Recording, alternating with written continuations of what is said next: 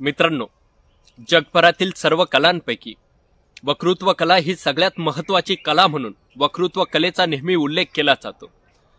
तर मित्रांनो, वक्तृत्व कलेच्याच माध्यमातून आपण आपले विचार हजारो लोकांपर्यंत पोहोचू शकतो किंवा हजारो लोकांच्या मनामध्ये आपण आपले विचार रुजवू शकतो।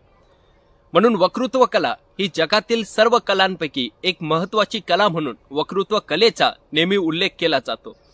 तर मित्रांनो, तुम्हाला एखादा चांगला वक्ता व्हायचा असेल किंवा चांगल्या प्रकारे भाषण कसं द्यावं हे तुम्हाला शिकायचं असेल तर त्यासाठी मित्रांनो काही महत्त्वाच्या गोष्टी जाणून घेणं आणि त्या गोष्टी तुम्ही समजून घेणं हे मित्रांनो तुमच्यासाठी महत्त्वाचं असणार। तर मित्रांनो, सगळ्यात आधी तुम्हाला कोणत्या ठिकाणी किंवा कोणत्या प्रसंगावर तुम्हाला बोलायचं आहे तो प्रसंग मित्रांनो तुम्हाला सगळ्यात आधी निश्चित करावा लागणार। समजा तुम्हाला राजकीय सभेमध्ये बोलायचं आहे किंवा तुम्हाला एखाद्या धार्मिक कार्यक्रमामध्ये बोलायचं आहे किंवा एखाद्या व्यक्तीच्या सेवानिवृत्त होण्याच्या कार्यक्रमामध्ये तुम्हाला बोलायचं आहे। खरं तर त्या प्रसंगाला धरून त्या कार्यक्रमाला डोळ्यासमोर ठेवूनच तुम्हाला त्या ठिकाणी तुमचा बोलण्याचा विषय निश्चित करावा लागणार। खरं तर आता तुम्ही आपला बोलण्याचा विषय निश्चित केला तर त्या विषयासंदर्भात तुम्ही माहिती वाचायला हवी, त्या विषयासंदर्भात तुम्ही माहिती गोळा करायला हवी। आता तुम्ही अफाट माहिती गोळा केली तर त्या माहितीवर आधारित व्यवस्थित मुद्दे तुम्ही तयार करायला हवे। आता व्यवस्थित मुद्दे तुम्ही तयार केले तर त्यानंतर तुम्ही त्या विषयाचं पाठांतर करायला हवं। आता तुमचं पाठांतर पूर्ण झालं त्यानंतर तुम्हाला कशा प्रकारे बोलायचं आहे, कशा प्रकारे भाषण द्यायचं आहे त्याचा व्यवस्थित तुम्ही सराव करायला हवा, त्याची व्यवस्थित तुम्ही प्रॅक्टिस करायला हवी। आता तुमचा तो सराव पूर्ण झाला त्यानंतर मित्रांनो ज्या दिवशी ज्या ठिकाणी तुम्हाला बोलायला जायचं आहे त्या ठिकाणी मित्रांनो तुम्ही न घाबरता शांतपणे तुमचे विचार लोकांना त्या ठिकाणी पटवून द्यायला हवे। अशा प्रकारे मित्रांनो तुम्ही चांगल्या प्रकारे भाषण निश्चितच देऊ शकतात। तर मित्रांनो, तुम्हाला एक चांगला वक्ता व्हायचा असेल तर त्यासाठी मित्रांनो सगळ्यात आधी तुम्हाला एक चांगला वाचक व्हावं लागणार। पुस्तकांचा वाचन करण्याचा छंद हा स्वतःला लावून घ्यावा लागणार। खरं तर सातत्यानं पुस्तकांचं वाचन केल्यामुळं तुम्हाला अधिकाधिक तुमचं ज्ञान खऱ्या अर्थानं वाढत जाणार, नव्या विचारांची कल्पना तुम्हाला सातत्यानं येत जाणार, तुमच्या शब्दसंपत्तीचा सुद्धा मित्रांनो सातत्यानं त्याच्यानं विकास होत जाणार आणि अशा प्रकारे मित्रांनो सातत्यानं वाचन केल्यामुळं तुमचं ज्ञान खऱ्या अर्थानं वाढत जाणार। त्यासाठी मित्रांनो तुमचं वाचन हे चौफेर असायला हवं, म्हणजे इतिहास असेल, राज्यशास्त्र असेल, भूगोल असेल, अर्थशास्त्र असेल किंवा देशामध्ये घडणारं राजकारण असेल किंवा समाजामध्ये घडणाऱ्या घटना असतील, माणसाच्या जीवनामध्ये येणारे यश आणि अपयशाचे प्रसंग असतील किंवा सुखदुःखाचे प्रसंग असतील, या सर्व संदर्भात तुम्ही सातत्यानं वाचन करायला हवं। म्हणजे मित्रांनो तुमचं ज्ञान त्याच्यानं अफाट वाढत जाणार आणि तुम्हाला कोणत्याही ठिकाणी आणि कोणत्याही प्रसंगामध्ये न घाबरता खऱ्या अर्थानं आपले विचार मांडता येणार किंवा लोकांसमोर तुमचे विचार खऱ्या अर्थानं मांडता येणार। अशा प्रकारे मित्रांनो चांगला वक्ता होण्यासाठी तुम्ही अशा प्रकारे पुस्तकांचं वाचन करायला हवं। पण मित्रांनो चांगल्या प्रकारे भाषण देण्यासाठी तुम्ही ज्या भाषेवर बोलतात त्या भाषेवर तुमचं प्रभुत्व सुद्धा असायला हवं, तरच मित्रांनो तुम्हाला चांगल्या प्रकारे भाषण देता येऊ शकतं। आणि मित्रांनो इतर भाषेचं ज्ञान सुद्धा तुम्हाला असायला हवं।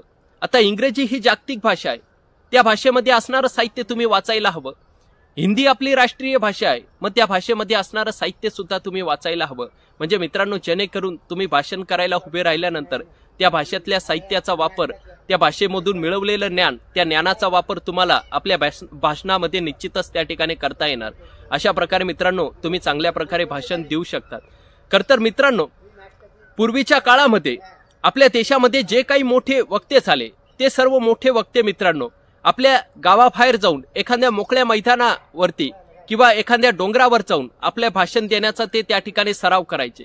कारण मित्रांनो तो जमाना लाऊडस्पीकर पूर्वीचा किंवा माईक पूर्वीचा तो जमाना होता, म्हणून त्या वक्त्यांचं भाषण ऐकण्यासाठी हजारो लोकांची ज्यावेळेस गर्दी व्हायची त्यावेळेस त्यांना आपला आवाज शेवटच्या व्यक्तीपर्यंत पोहोचवण्यासाठी त्यांना अशा प्रकारे प्रॅक्टिस किंवा नियोजन त्यांना करावं लागत होतं।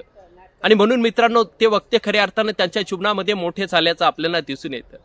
तर मित्रांनो तुम्हाला सुद्धा तुमच्या आवाजामध्ये बदल घडवायचा असेल, चांगल्या प्रकारे बोलण्याचा सराव तुम्हाला त्यासाठी करावा लागणार। तर रोज सकाळी उठून तुम्ही ओंकाराचा उच्चार करू शकतात किंवा वाचन करत असताना तुम्ही मोठ्यानं वाचन करू शकतात। त्याच्यानं मित्रांनो निश्चितच तुमच्या आवाजामध्ये बदल घडणार आणि मोठमोठ्या शब्दांचा उच्चार तुम्हाला स्पष्टपणे त्या ठिकाणी करता येणार। तर मित्रांनो चांगल्या प्रकारे भाषण देण्यासाठी तुमच्या मनामध्ये प्रचंड आत्मविश्वास असायला हवा।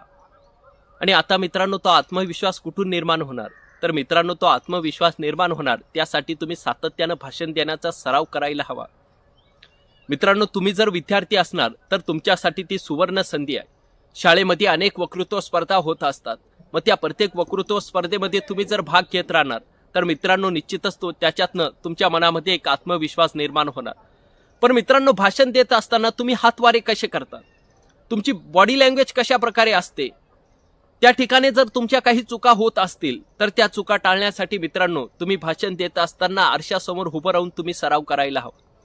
म्हणजे जेणेकरून तुमच्याकडनं काय चुका होतात त्या सर्व गोष्टी तुम्हाला लगेच कळणार आणि त्यानंतर तुम्हाला त्या चुकांमध्ये दुरुस्ती किंवा बदल त्या ठिकाणी निश्चितच करता येणार। अशा प्रकारे मित्रांनो तुम्ही एक चांगला वक्ता होण्यासाठी अशा प्रकारे तुम्ही सराव करू शकतात। एवढंच मित्रांनो या ठिकाणी सांगतो आणि थांबतो। मित्रांनो हा व्हिडिओ तुम्हाला आवडला असेल तर व्हिडिओला नक्की लाईक करा, चॅनलवर नवीन असाल तर चॅनलला सबस्क्राईब करा। एवढाच आशावाद, मनपूर्वक धन्यवाद।